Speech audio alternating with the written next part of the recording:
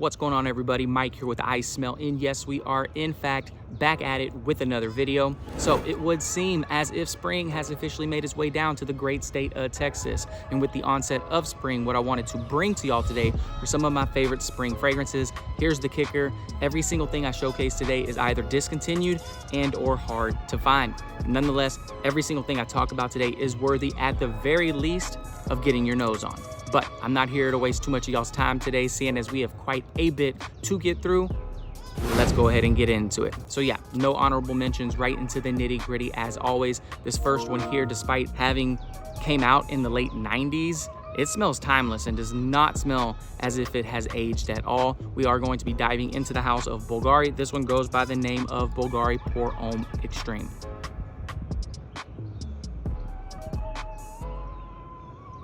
All right, very recognizable DNA. I did pick this one up on a blind buy immediately after spraying it and smelling it for the first time. It reminded me of two fragrances that I already had in my collection. That was Versace Mano Fresh as well as Mont Blanc Starwalker. The resemblances were uncanny, y'all. Not a ton of development in this fragrance, but what it lacks in uniqueness, it makes up for in enjoyability. This is a very enjoyable, quintessential type DNA, in all honesty. Now, I'll give you a couple sprays. Okay, yeah, so at its core, this is a green tea fragrance, and although it does smell kind of like Versace Mano Fresh, it's way more polished and it does come across as a bit more professional. You're gonna get a clean and airy, but also sharp green tea note mixed with an amalgamation of citruses. Those citruses do die off and kind of subside after a little while. And then what you're gonna get are a heavy dose of woods, and then it's gonna sit on some soft spices and then nice clean white musks. It's a beautiful fragrance, quintessential DNA for spring. Bottles aren't that expensive, y'all. I think you can pick up a bottle for right around $150. If you don't want to hunt this one down, I do believe Bulgari did release Bulgari Pour Homme EDP in 2024. Maybe hunt down that one if you can't find this one. But nonetheless, it's a quintessential spring DNA that I'm going to be reaching for a ton this spring. At the number one spot, again, from the house of Bulgari, we have Bulgari Pour Homme Extreme. All right, so fragrance number two does rank as one of my favorites in my collection, regardless of price, regardless of season, regardless of being niche and or designer. Big shout outs to Rich Mitch for putting this one on my radar. We are going to be diving into the house of Cartier. This one goes by the name of Roadster. Okay, so what I really enjoy about Roadster is it does a great job at blending two facets: freshness with depth. And depth, I just mean a little bit of complexity. It's not an overly dense fragrance. Perfect DNA for spring, in my honest opinion. Now, on this one, it's very, very green, y'all. You're gonna get a heavy dose of mint. It's almost even mentholated, but don't think Vicks Vapor Rub and or toothpaste. Cartier injected a bit of class into this one, and the mint does remain for a good portion of this fragrance's longevity. Now, that mint is going to be blended with this just slightly sweet and semi-powdery vanilla. Again, not overly dense. And then in the base, you're gonna get earthy, chocolatey patchouli. The best way I know how to describe Cartier Roadster is to imagine a mint chocolate chip ice cream. That is the best way I know how to convey through the screen as it relates to what Roadster smells like. It's a beautiful fragrance. Nothing in my collection smells quite like it. Has excellent longevity and has garnered me compliments in the past. It's one of the main fragrances I reach for every single spring, so by all means, you're gonna have to get used to seeing this one on this channel. At the number two spot, again from the house of Cartier, we have Roadster. All right, so although not officially discontinued, this next one, fragrance number three, has been reformulated to the point where I would recommend hunting down an older bottle. We are going to be diving into the house of Dior. This one goes by the name of Dior Dune.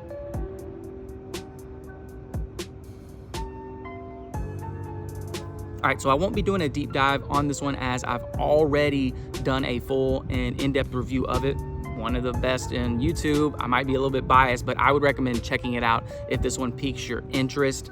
Now, just like many of the fragrances that came out in the late 90s, it was a very effortless, minimalistic approach, but don't get that confused with basic, because this one has some thought and intention behind it. It just sucks because it seems to have, kind of got forgotten because of the, monolith type fragrances such as Tommy Hilfiger and Acqua di Gio.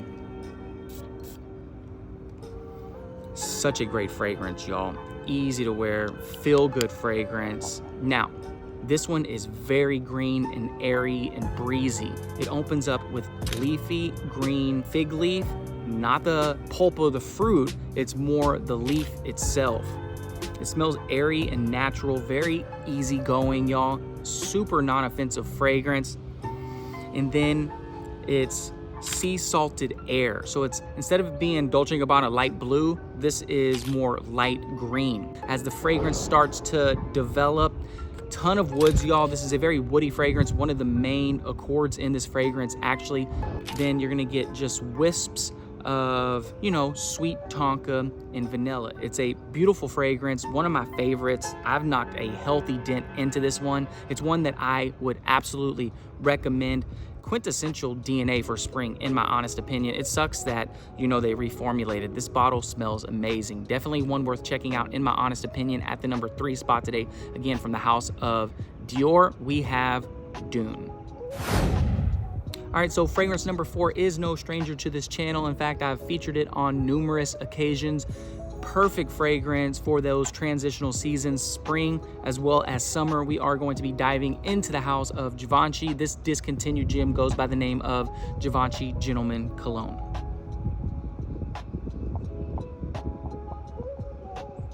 All right, so for the life of me, I cannot comprehend as to why this fragrance was discontinued. It is quite literally one of the most enjoyable warmer weather fragrances in my entire collection. Now, again, as always, I'll give you a couple sprays on this one.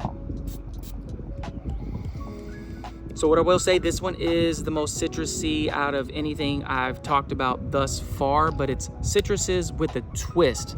As is going to be the case with most of the fragrances coming out of the Givenchy Gentleman line, you should anticipate some iris, and that is no exception with Givenchy Gentleman Cologne, and that's what ultimately I enjoy. It's citrusy iris. You don't think it would work, but it works beautifully. Not a ton of development, and it doesn't have great performance, but what it lacks in both of those, you make up for with enjoyability in that unique factor. So it's citruses. Powdery iris gives this a bit of an upscale uniqueness that a lot of citrus fragrances lack. And then in the base, you're gonna get this invisible framework of ambroxan with nice, clean, white musks. It's one of my favorite fragrances in my entire collection for those transitional seasons, spring and summer. I need to get a backup bottle because I'm damn near done with this one. I definitely recommend it. At the number 4 spot today, again, from the house of Givenchy, we have Givenchy Gentleman Cologne. All right, so moving on to fragrance number 5, we are going to be revisiting a fragrance that I did do a full and in-depth review of, but as the collection started to grow, this one started to get featured less and less, which is very unfortunate because I do truly enjoy this DNA. Diving into the house of Giorgio Armani, fragrance number 5 is Armani Code Colonia.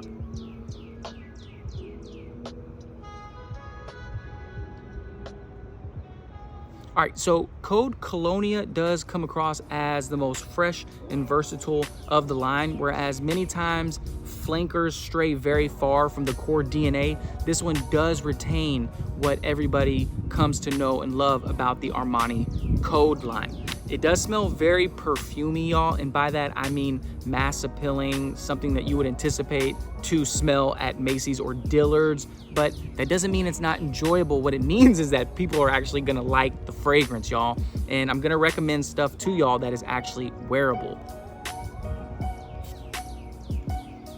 Okay, citruses and spice up top, white florals throughout the mid, and then the base is going to have that sweet, semi-dense tonka bean, upscale, classy, sexy tonka bean that again is synonymous with the Armani Code line. Surprisingly good performance for this being a cologne style flanker.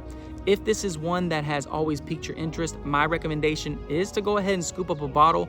They used to be around $60 to $80, but with it being discontinued and the availability in the market shrinking, I've seen bottles as high as $150. Definitely one worth checking out, and one that I have already started reaching for this spring at the number 5 spot. Again, from the house of Giorgio Armani, we have Armani Code Colonia.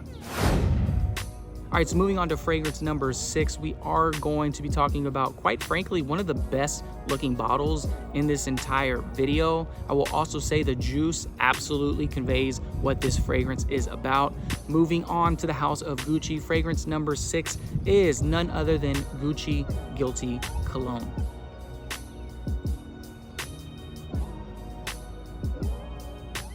All right, so I will admit I am quite situational with this one. The bottle looks beautiful, the juice looks beautiful, and this is, quite frankly, probably and most likely the most unique fragrance scent profile out of anything that I talk about. And by that, I mean it may come across as the most challenging to y'all because there's a lot going on this fragrance.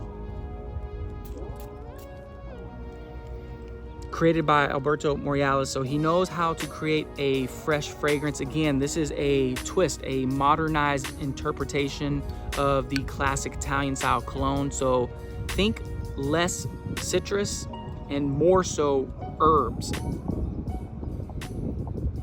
The opening is this contrast of medicinal rosemary meets the coldness of juniper berries.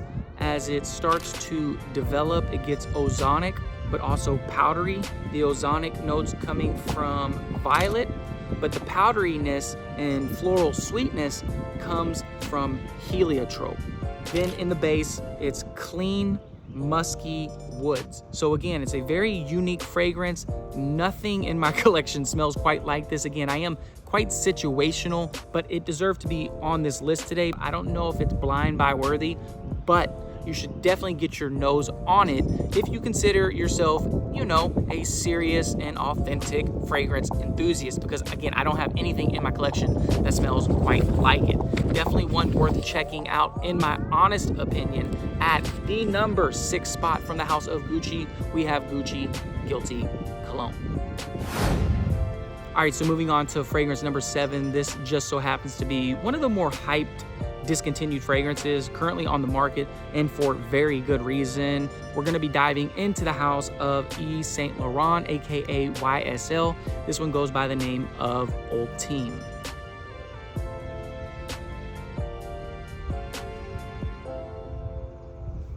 All right, so Ultime takes that classy, mind you, L'Homme DNA, and they tweak it, refine it, make it a bit more romantic. And they did that with one specific note, y'all. Very regal, classy fragrance. All the L'Homme fragrances have this, you know, aura of class. Now, citruses and spice up top, but the citruses, they're not stringent, they're very polished. And it's paired with this ginger, this lively pop. It just injects life into the fragrance. And then you're gonna get this beautiful floral masculine rose. Doesn't get too jammy, gives it a romantic edge and a romantic vibe. Perfect day date type fragrance. And then in the base, similar and on par with all the L'Homme fragrances, you're gonna get, you know, cedarwood and earthy vetiver.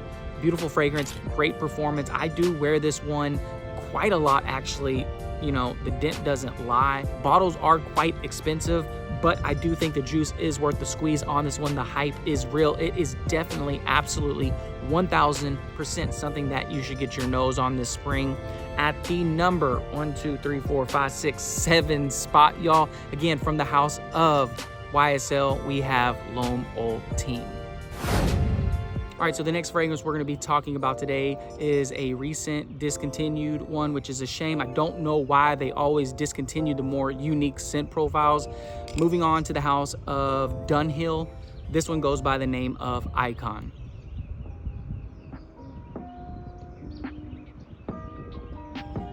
All right, y'all, so This is kind of crazy. You used to be able to pick up bottles of Dunhill Icon for right around $40. That is absolutely not the case.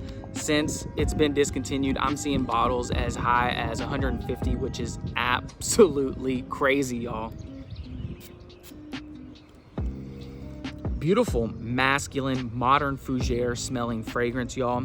The running theme with this is that it smells like fizzy grape soda. I mean, I'm inclined to agree. There is quite a bit going on with this fragrance. You're gonna get citruses up top, peppery neroli throughout the mid, aromatic lavender, and then you're gonna get a dry, earthy base of vetiver. Very masculine, modern, unique, long-lasting, great presentation, y'all. I don't think you should spend $150 on this fragrance, but if you can find a bottle around the $60 or the $80 range, do not hesitate. It is absolutely worth it. It smells unique. Nothing on the market smells quite like it. I don't have a single fragrance in my collection that smells like Dunhill Icon. Definitely one worth checking out, in my honest opinion, at the number 8 spot. I'm gonna be wearing it a ton this spring. I've already started reaching for it. We have Dunhill Icon.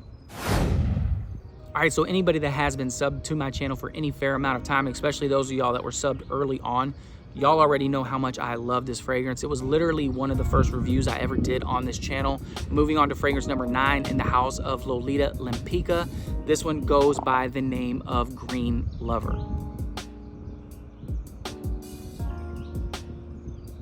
Healthy dent on this one. Some of that dent was due to me sending people decants because I was trying to, put some hype around this one, because it is quite literally one of the best smelling fragrances in my entire collection, and one that has been recently discontinued. I would recommend picking up a bottle before they get too expensive. All right, so on this one, you get peppermint up top, vanilla throughout the mid, but the vanilla is not too dense, and that's because they paired it with this clear gin note. It doesn't smell too boozy though. It just kind of thins out the otherwise denseness and sweetness of the vanilla. And then just nice clean musks in the dry down. Not an overly complex scent profile. It's similar to Ani, but not really, y'all. Ani's a bit more masculine. This is a bit more unisex, but it smells amazing. It's definitely one worth checking out, in my opinion, especially and more so now that it has been discontinued.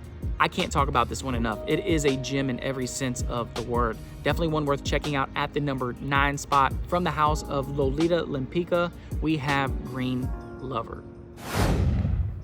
All right, y'all, so last but certainly not least, and if you are still watching, big salute. Moving on to the house of Guerlain, we are going to be talking about L'Homme Ideal Cologne. All right, so this one is similar to Givenchy Gentleman Cologne in the sense that I would wear it in the exact same scenarios, having stated that it doesn't smell the same, but the approach is similar.